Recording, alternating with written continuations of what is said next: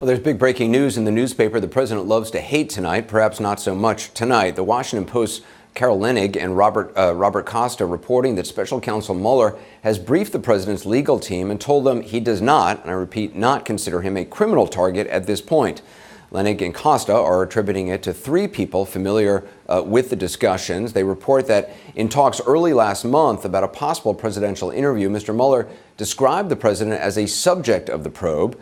The question is, what's the distinction? Joining us for that is CNN Chief Legal Analyst Jeffrey Toobin and CNN Legal Analyst Carrie Cordero. So, Jeff, this news that Mueller is continuing to investigate President Trump but does not consider him a criminal target, but rather a subject of his investigation. What is the difference? Well, in federal law enforcement, there are three categories of witnesses. There are targets who are almost certainly going to be charged, going to be indicted.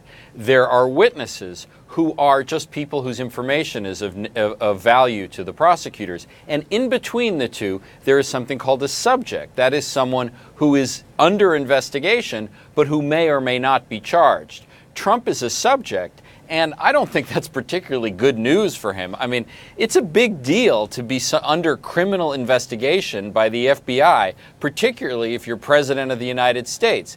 This has been implicit in what the Mueller investigation has been doing, but this confirmation that the president is under criminal investigation, I mean, that's a pretty profound thing to think about. And Carrie, according to the Washington Post reporting, to the point that Jeff just made, some of the president's attorneys have told him that's part of the danger of him sitting down for an interview, that you can go from being a subject to actually a target pretty quickly.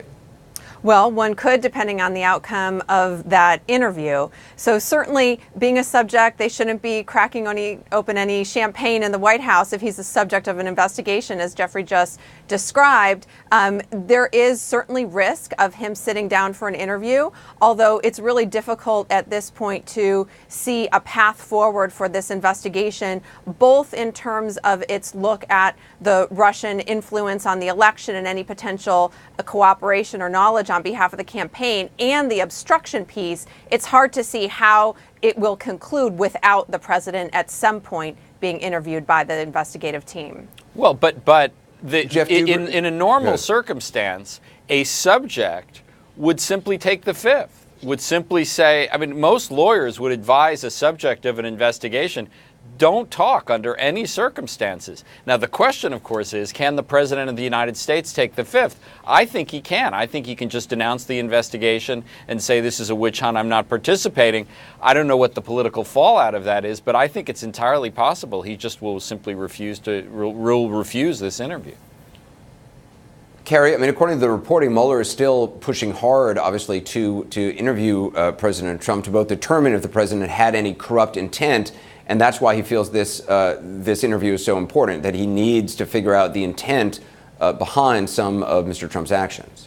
Certainly. And on the obstruction piece in particular, the intent that he personally had is really important to that investigation because, of course, it's actions that he took, statements that he made over the course of approximately a year that potentially could put together the case for obstruction. So on that piece in particular, he probably has the most exposure, but also his statements or what he has to say about his intent is also the most relevant to that piece of the investigation.